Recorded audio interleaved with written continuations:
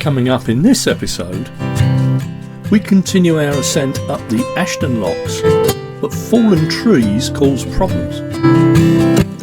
Chris has a problem with a worn out cuff key lock, and low bridges threaten to stop our cruise altogether. And at Portland Basin, Chris goes back to school, and in time, and yet another tree down causes problems on the journey. And we're now waiting for our first lock of the day. This is lock 3 of the Ashton flight, and it's the first lock for us because we've already done the first 2 yesterday. So, but the wind is still quite strong, so it's making it really difficult to hold station while the lock's being prepared. But we'll see how we go on that.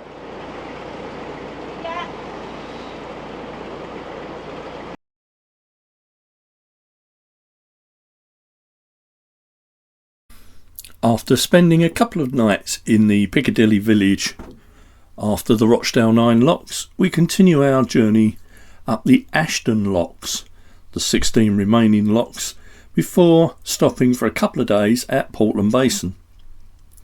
After that, we turned on to the Peak Forest Canal and continued our journey as far as Romiley. Well, a bit of a novelty for us today. We're actually on the Ashton Canal, as I've said, but these are all single locks. A bit of a novelty. There you go, and we got some gongoozlers to boot as well. Bit of a faff this first lock. Every time we shut the gates at the back, they opened up.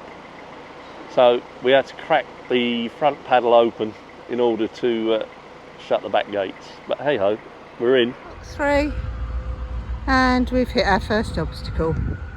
As you can see there, there's a tree down. CNRT's response is that they know about it, but it might be quicker if we deal with it ourselves. So we're going to have a go anyway. I'll get the loppers out and see if I can clear it. Well, oops, the lent on the tiller. Steve's having a go. The cuttings are going to end up in the canal, but hey ho, we shall deal with that bit later. Go forward. And a bit more tree locking going on. I think that looks a bit too thick to actually use for the loppers.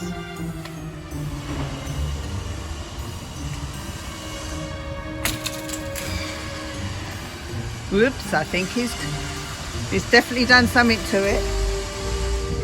Right, we've cut down quite a bit of the tree, but we now need to clear this out first before we go anywhere, because we don't want that in our crops.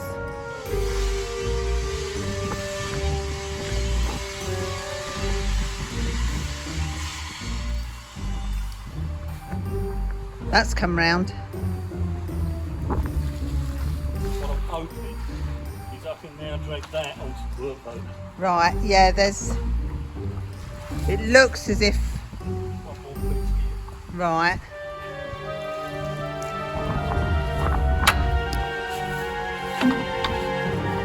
Yep, I've got my foot on it.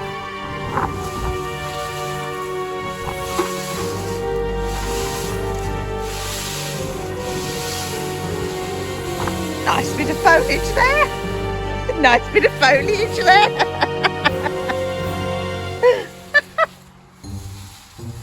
We'll just fill the CRT boat up with it.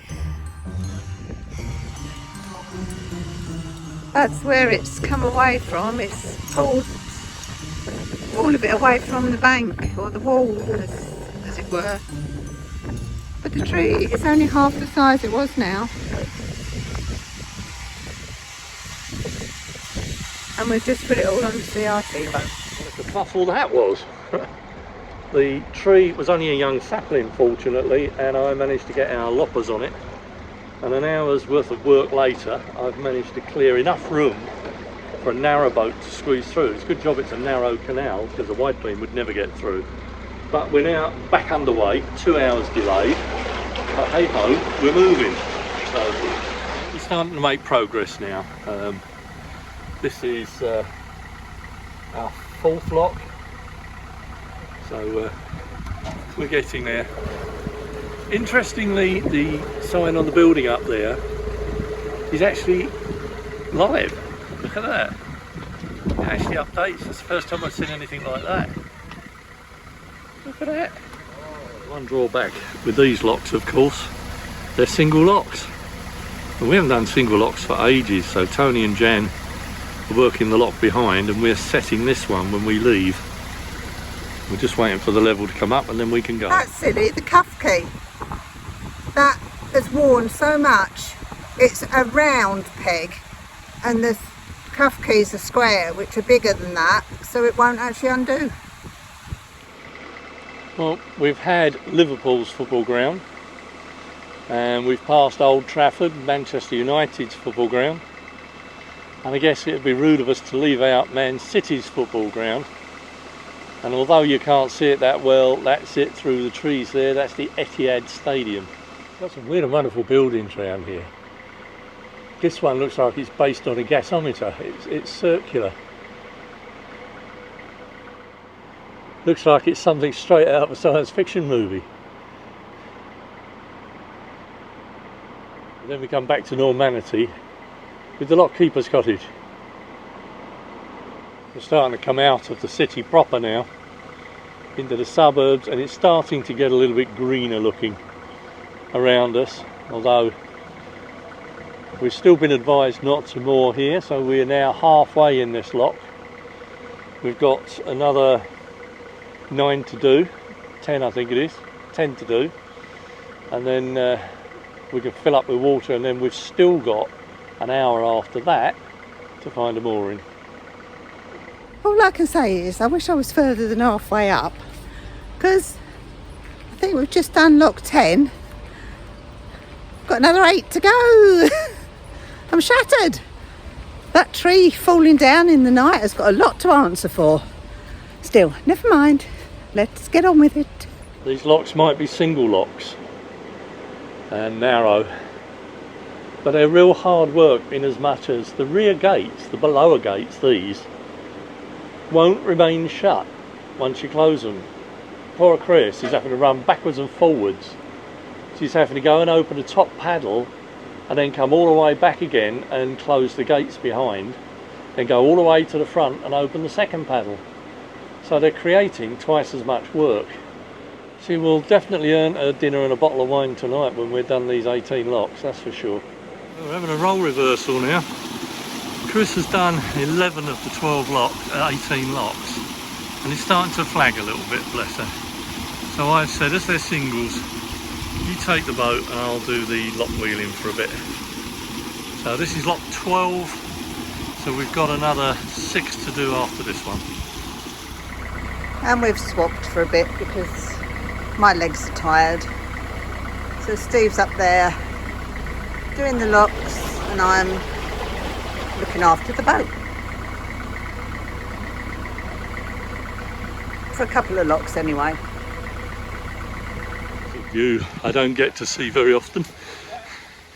Chris at the helm of AmyJo. For that matter, me viewing the boat from the towpath. There he is. And I think the next lock I can see, so I must do that one. But he just stepped over the boat. It's quite a nice view behind. I'm just so glad it's not raining.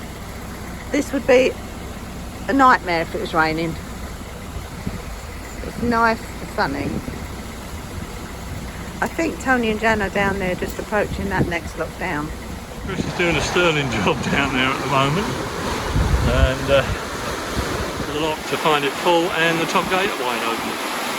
So we're now turning the lock in our favour. What we're doing is Tony and Jan are behind us, but we're just letting out the dropping one paddle so that the lock's emptying. Lots of greenery in this lock. I don't know where they get the living walls from now.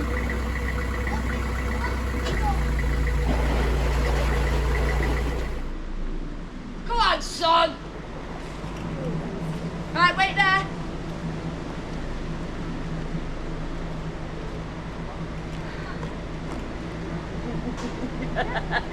Well, having got through that swing bridge, we picked up our first item on our prop. A very nice looking pair of ladies' leggings by the look of it. A bit shredded now, but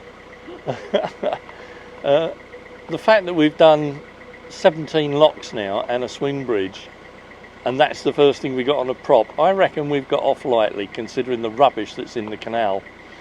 I mean, in this lock, we could do quite well. There's a bottle of Zinfandel Rosé wine. There's an empty Heroes chocolate container. There's bottles of vodka. You name it. There's plenty of alcohol on the shelf in this lock, I tell you. Finally clear of the locks.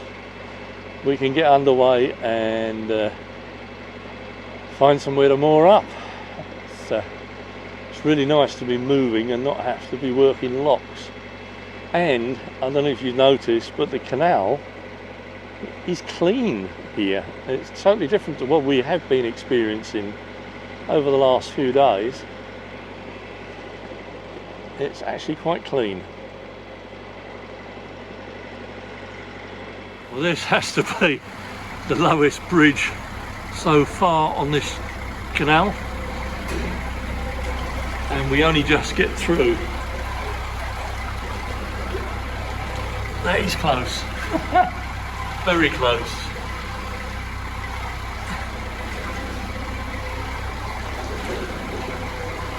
Of course, we've had to drop all the aerials. We come through the bridge and it's like a different world. Look at this, it's lovely. Beautiful. Absolutely beautiful. Well, what a day. We're finally nearing our destination. I think we've got one more bridge to go through, and then we can start looking for some moorings. That's at Portland Basin. We're going slow at the moment because it's quite shallow here, and I know Tony's quite deep drafted and he'll be pulling up the mud, so hopefully we get there before sunset. We should do. Bless him, poor old Smudge is absolutely shattered. He doesn't want to know anymore. He's whining. He's just had enough, bless him. And so have we, to be fair.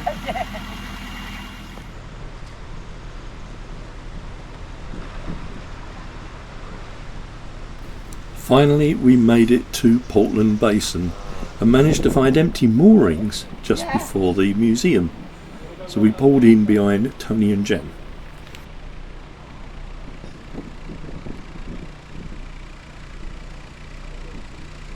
And while we were at Portland Basin, we had a surprise visit from two of our lovely subscribers, Steve and Marie. It was really nice to meet you both, and so thank you so much for coming to see us.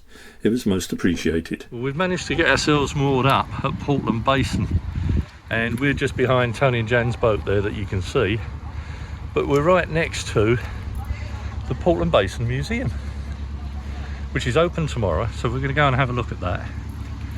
And while we're here, we've got this lovely old workboat coming round with its butty, what they call breasted alongside. Breasted up, they call it. Now, we talk about bow thrusters. They didn't have bow thrusters in them their days, so they use a pole.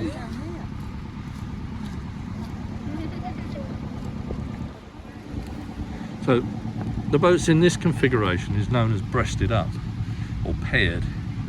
So I think they're going to be coming down at this junction, which will be the peak forest, and in order to do that they will separate the butty from the side of the motor, and then the motor will then tow the butty behind it. So it should, I've never seen this done, so this should be interesting. So now what they're doing is they'll disconnect the butty, which is the one that the guy's on with the rope, and the motor will then come forward and then tow the butty. Now, as I say, I've never actually seen this done before, so this is novel even for me.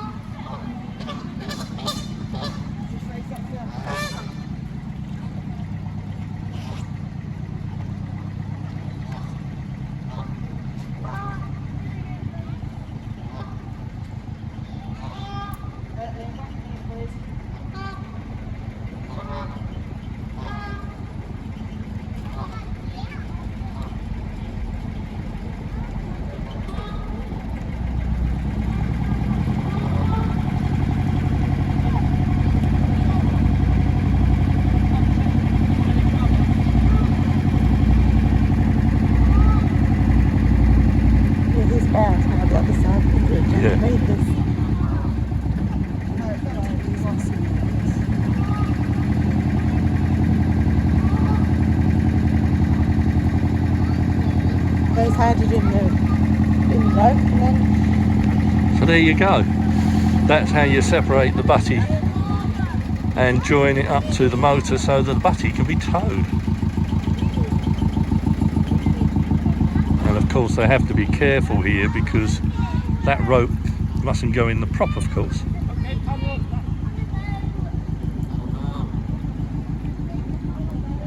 There you have it.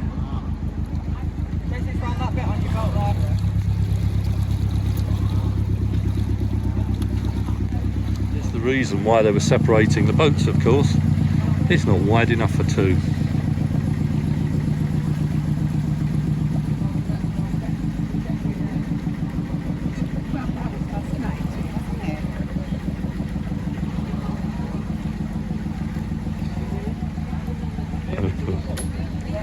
And here comes the butty.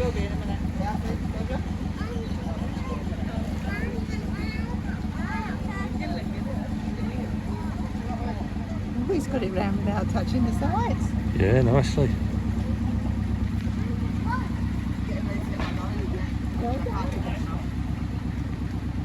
Nice one.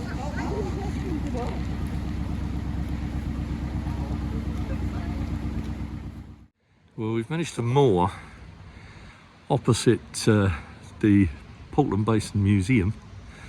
We went in there yesterday. It's quite nice in there. It's well worth a visit. Excellent exhibits in there. And we had a little bit of fun in there. Lisa? What? Can I go to the toilet? No! I'm going to pee myself! As you're wondering, we are inside the Portland Basin Museum. And it's really good in here. I'm leaving Tony to do most of the video because there's no point us both doing it, but it is well worth a visit. Yeah, so look on Making New Memories. Look on Making New Memories for their vlogs and you will see the museum. Well worth a visit. Ta-da! Looking pensive.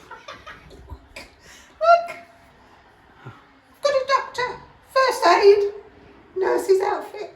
Yeah, but it's for the little kids, Chris. If you want to put your nurse's outfit on, wait till we get home.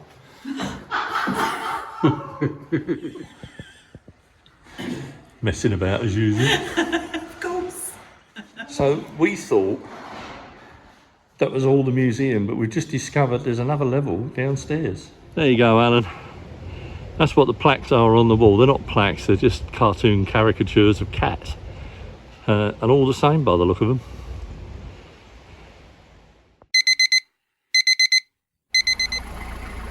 We're just leaving our mooring now at Portland Basin. I've got to make the tight turn at the junction here and then we're on to the Peak Forest Canal. Well, good morning everyone. Morning. Another new canal. Another new canal, yes. We've just turned onto the Peak Forest Canal and we're heading down now towards Boatsworth Basin. And we've had a lovely couple of nights here at Portland Basin. Oh, it's been absolutely wonderful. The museum here. It was amazing. Yeah. We had a good laugh in there. Yeah, we had a good time at the museum and we had a lovely bacon and sausage toasted sandwich. Yeah. And I recommend that. It was full of sausage and bacon, so well worth calling into that. And that's the Portland Basin Museum. It's free to go in. Yeah. There's no entry charge. And the exhibits in there are beautifully laid out. They really are. In fact, it made us feel old in some places because they've got some old Walkmans and cassette decks and what have you, which was our era from when we were kids. So it was really nice. But yep, today we're not sure how far we're going to get because we've been told there is a tree down in the canal. Some boats have managed to get over it. We can't go round it. We can't go round it. And we can't go through it. We're not going on a bear hunt, we're going on a water hunt. So we're going to try and go over it if we can, but we're a little bit concerned about Jan and Tony because they're deeper drafted than we are. But we'll see how we go. Hang on to your seats, folks. Our first lift bridge. And Chris couldn't get the cuff key unlocked because someone had really done it uptight. So Chris is taking the boat through and I've done the lift. Well, Going down to make a cup of We have literally just turned onto the Peak Forest Canal, as I said earlier. We've just come through the swing bridge, and what a difference. We're right out in the countryside again now, and it's actually looking quite pleasant now. Wish we'd have carried on a little bit further actually, but there you go. It's always the way, isn't it? You get moored up and then the next day you get cruising and find a better mooring than where you moored. So that's boat life for you. Well, there's some serious work been going on in the garden of this place. Looks really lovely. All the terraces.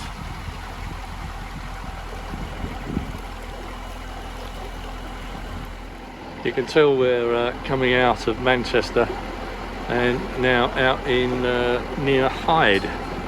We're approaching Hyde. It looks quite pleasant here, gotta say. Old converted warehouse there. And we're getting closer to Manchester Airport. That is low. Now, it's really quite pretty round here. Some of the bridge holes are a little bit narrow, like this one, but it's slow going because the canal is so shallow, so we're really having to take it slow to get along here, but really quite pleasant compared to the last few days in Manchester, I have to say.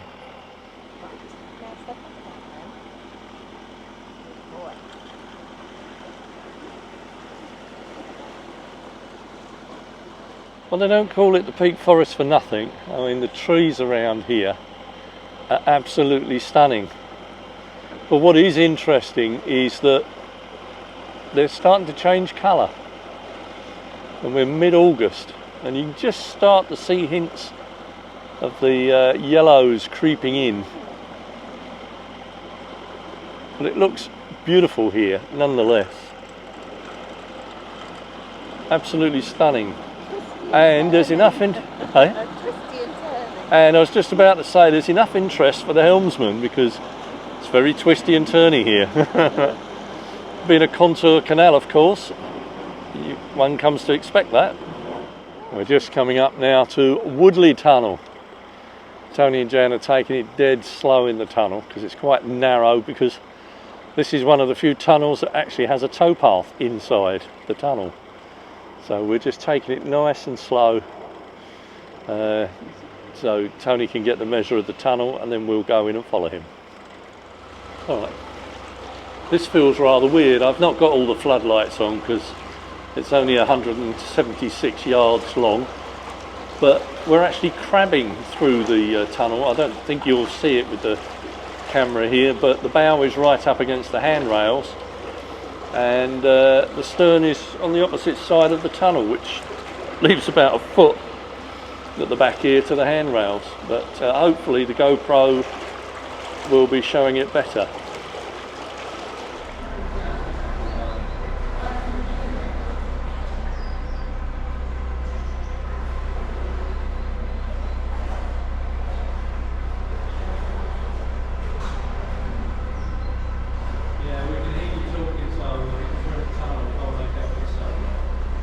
Warned about a tree down just after the tunnel, and Tony is actually stuck on it at the moment. Somebody's cleared it so it looked like we could get through, but it must be an underwater obstruction, so we've just got to try and work through this now.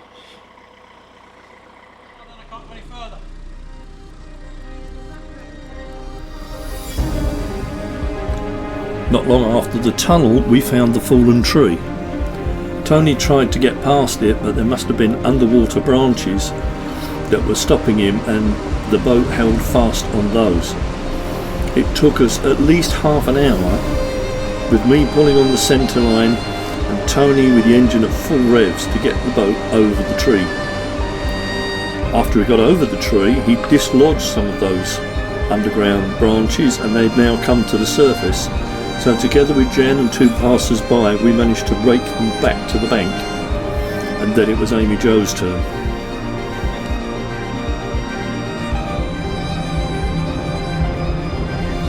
Get out of the way, Jan, he's going to welly it.